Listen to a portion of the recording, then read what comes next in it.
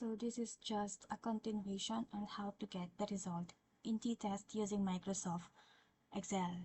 So in our first video, I show you on how to get the result on t-test in a paired sample for means.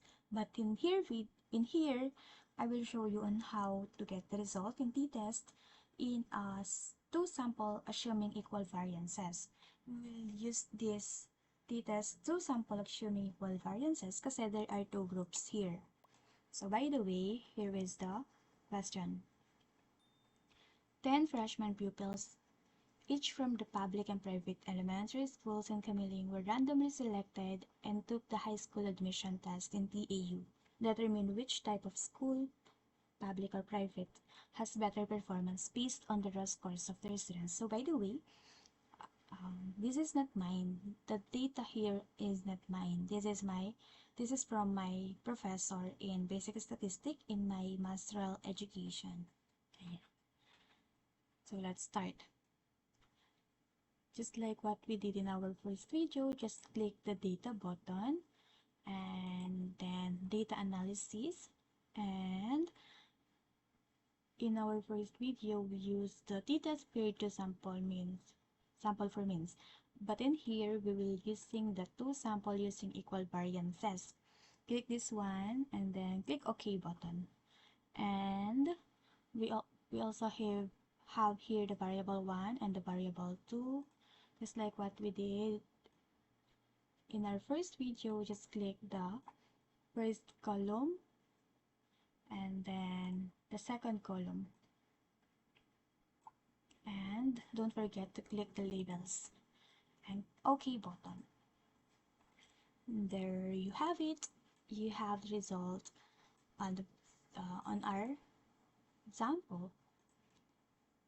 Let's check the table here para hindi na tayo mahirapan. So let's check again. The mean in the public is 94.5, and the private naman is 94.7. Ayan, so tama po siya, no? Yung mga naka-red na to is, ito yung mga important dahil gagamitin natin to sa ating interpretation. So here is the title of our table 3. Difference in the high school admission test performance of students from the private and public school of Kamiling. Ito yung second table. Type of school, public and private. Mean score sa public school is 90.50.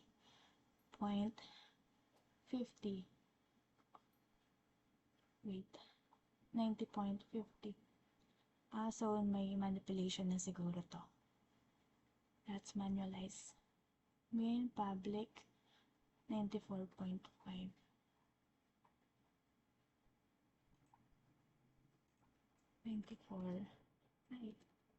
Okay, so kunwari ano na lang siya.